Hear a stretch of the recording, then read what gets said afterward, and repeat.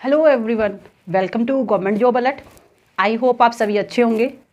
तो कल यानी कि 11 जनवरी 2024 का डे आप सभी के लिए बहुत ज़्यादा इम्पोर्टेंट है। चाहे आप बीएड कैंडिडेट हो, चाहे आप डीएलएड कैंडिडेट हो या ईटीटी कैंडिडेट हो, आप सभी के लिए कल का डे बहुत ज़्यादा इम्पोर्टेंट है। और वो किस तरह से, क्या इम्पोर्टेंट है, किस तरह से इम्पोर्टेंस है, वो आप सबको मैं आज की इस वीडियो में बताऊँगी। देखिए, कल यानी कि 11 जनवरी को सुप्रीम कोर्ट में एक केस की सुनवाई है।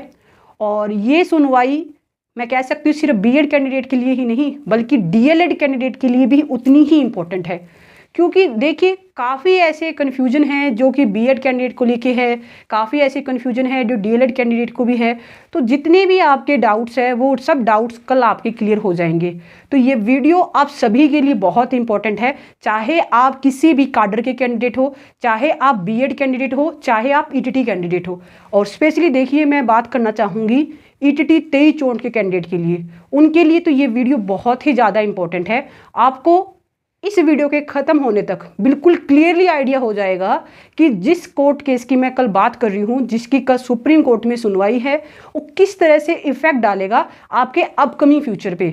तो इससे पहले देखिए, अगर आपने अभी तक इस चैनल को सब्सक्राइब नहीं किया तो प्लीज़ इस चैनल को ज़रूर सब्सक्राइब करें। तो चलिए, जैसे कि देखिए, आपको पता है कि 11 अगस्त 2023 को बीएड वर्सेस बीटीसी के विवाद में सुप्रीम कोर्ट का डिसीजन आता है। और देखिए, डिसीजन क्या था? डिसीजन बेसिकली ये लिया गया कि आज के बाद जितने भी जो बीएड के कैंडिडेट हैं वो प्राइमरी टीचर रिक्रूटमेंट के लिए एलिजिबल नहीं है। यानी कि बीएड कैंडिडेट को कंप्लीटली बाहर कर दिया गया from the 1 to 5th class teacher recruitment, यानी कि उन्हें बाहर कर दिया गया, उन्हें एलिजिबल नहीं माना गया। और देखिए, इसका एक इमीडिएट में इफेक्ट कह सकती हूँ कि इफेक्ट देखने को मिला। और वो इफेक्ट देखने को मिला आपको केवीएस में, कि केवीएस में बीएड कैंडिडेट जिन्होंने पीआरटी के लिए एग्ज़ाम दिया था उनका रिजल्ट नहीं जारी किया गया। और न सिर्फ उनका रिजल्ट जारी किया गया, मतलब आगे उनके कुछ प्रोग्रेस के बारे में कोई भी नोटिस भी नहीं डाला गया। और ये सिर्फ केवीएस में नहीं, काफ़ी अदर स्टेट्स में भी देखने को मिला। देखिए, ऐसा नहीं है कि 11 अगस्त 2023 के बाद बीएड कैंडिडेट को कहीं भी एलिजिबल नहीं माना गया।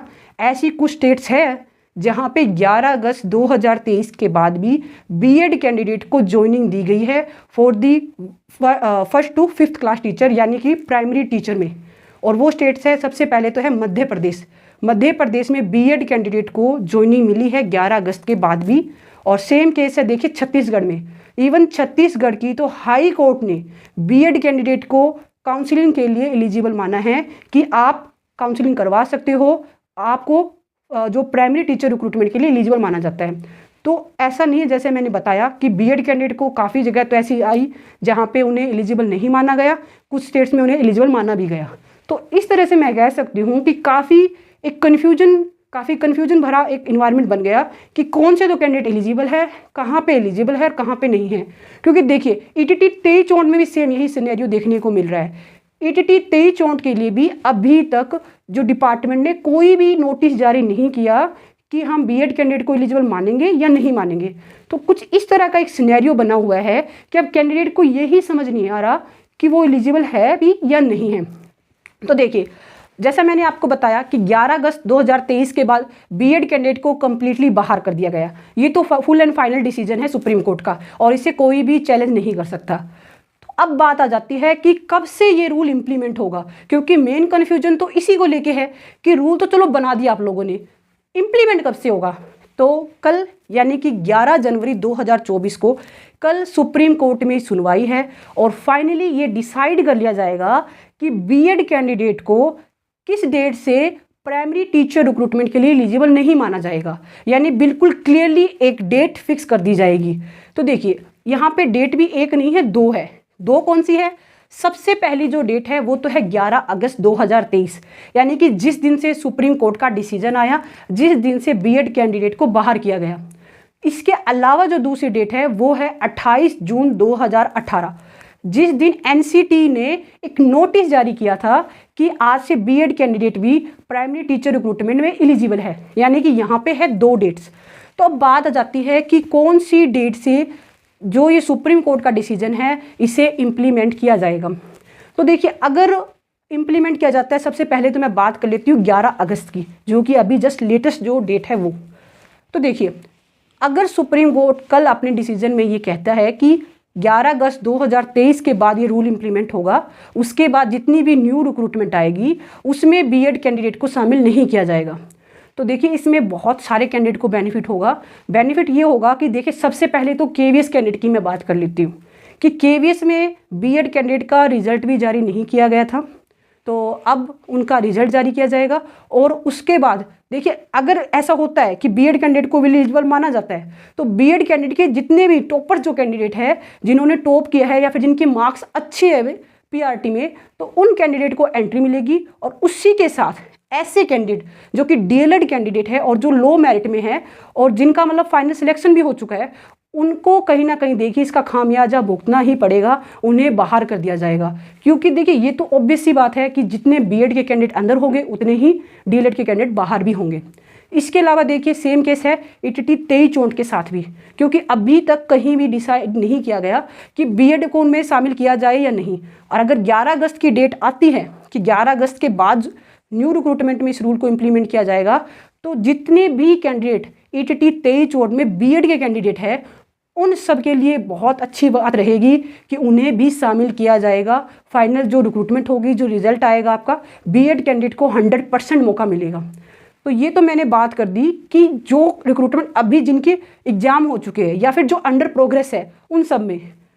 अब बात आती है दूसरी डेट की। दूसरी डेट जैसे मैंने आपको बताया, जो नेक्स्ट जो डेट थी वो थी 28 जून 2018, जिस दिन ऑफिशियली एनसीटी ने नोटिस जारी किया था। तो देखिए, अगर 28 जून 2018 से इस रूल को इम्प्लीमेंट किया जाता है, तो इसका खामियाजा देखिए बहुत सारे कैंडिडेट को उठाना पड़ेगा। कैसे? सबसे पहली बात तो देखिए, 2018 के बाद काफ़ी डिफरेंट स्टेट्स में, इवन सेंटर में मैं केवीएस की बात कर सकती हूँ कि केवीएस में भी रिक्रूटमेंट आई जिसमें बीएड कैंडिडेट को शामिल किया गया। न सिर्फ शामिल किया गया, वो कैंडिडेट पिछले 5 साल से केवीएस में जॉब भी कर रहे हैं। तो अगर डिसीजन इम्प्लीमेंट होता है 2018 से, तो जाहिर सी बात है कि उन कैंडिडेट को भी बाहर किया जाएगा जो कि बीएड कैंडिडेट है और जो केवीएस में जॉब कर रहे हैं एज ए पीआरटी, तो उनके लिए नुकसान होगा। साथ ही देखिए, ईटीटी 23 के कैंडिडेट के लिए भी कहीं ना कहीं ये डिसीजन एक नेगेटिव वे में कह सकती हूँ, जो बीएड कैंडिडेट है उनके लिए, कि उन्हें भी बाहर कर दिया जाएगा। और सिर्फ यही नहीं है कि यहाँ पे इंडिया की जितनी भी स्टेट्स में 2018 के बाद जितनी भी रिक्रूटमेंट आई है उन सब पे फिर ये रूल इंप्लीमेंट होगा। तो देखिए, मैंने ये सिर्फ आपको 2 सिनेरियो बताए हैं कि अगर 11 अगस्त के बाद से इंप्लीमेंट होता है तो क्या इफेक्ट होगा, और 11 अगस्त से पहले अगर ये इंप्लीमेंट होता है उस पर क्या इफेक्ट होगा। ये जो है, ये मैंने जो सिनेरियो बन सकते हैं मैंने उनके बारे में आपको बताया है। क्योंकि देखिए, डिसीजन कुछ भी आए, चाहे बीएड के हक में आए चाहे डीएलएड के हक में आए, नुकसान एट दी एंड कैंडिडेट को ही है। अगर बीएड के लिए अच्छी न्यूज़ है तो ऑब्वियस है कि डीएलएड के कैंडिडेट के लिए बुरा है ये, और अगर डीएलएड के लिए अच्छा है तो ऑब्वियस है कि बीएड कैंडिडेट के लिए अच्छा नहीं है। ये बात दोनों के लिए है। तो देखिए, मैं जो आपको बता रही हूँ ये मैंने एक इन्फॉर्मेशन के पॉइंट ऑफ व्यू से मैंने आपके साथ इन्फॉर्मेशन शेयर की है कि जो रियल जो फैक्ट है वो मैं आपको बता रही हूँ। मेरा इस वीडियो बनाने का मोटिव बिल्कुल भी नहीं है कि मैं किसी स्पेसिफिक कैंडिडेट को, चाहे वो बीएड के कैंडिडेट हो या चाहे वो ईटीटी के कैंडिडेट हो, किसी स्पेसिफिक को मैं टारगेट करूँ। जो रियलिटी है, जो इन्फॉर्मेशन है वो मैंने आपके साथ शेयर की है, और उम्मीद है कि जो भी मैंने आपको ये बात इस पूरी वीडियो में जो समझाने की जो कोशिश की है वो आपको समझ आई होगी। और अगर नहीं आई है तो एक बार फिर से वीडियो जरूर देखिए कि किस तरह से कैंडिडेट के फ्यूचर्स को दांव पे लगा दिया। क्योंकि देखिए, गलती ऐसा नहीं है कि कैंडिडेट की गलती है, चाहे आप बीएड कैंडिडेट हो चाहे आप डीएलएड कैंडिडेट हो, गलती आपकी नहीं है, गलती कैंडिडेट की बिल्कुल भी नहीं है। गलती है एनसीटी की, गलती है एमएचआरडी की, गलती है गवर्नमेंट की, जिन्होंने पॉलिसी बनाने से पहले उसे अच्छे से, उसके जो कोज एंड प्रॉन्स है उसको स्टडी नहीं किया, और उसका इफेक्ट देखिए, उसका जो खामियाजा है वो भुगतना पड़ रहा है कैंडिडेट्स को। मैं कह सकती हूँ कि कहीं ना कहीं कैंडिडेट के साथ एक्सपेरिमेंट किया सरकार ने, और कैंडिडेट क्या, मैं कहती हूँ कि बेरोजगार कैंडिडेट के साथ एक्सपेरिमेंट किया गया। क्योंकि देखिए, 2018 से पहले जब एनसीटी का नोटिस नहीं आया था, उससे पहले B Ed candidate primary teacher recruitment में एलिजिबल होंगे नहीं होंगे इसके बारे में कोई भी चर्चा नहीं थी।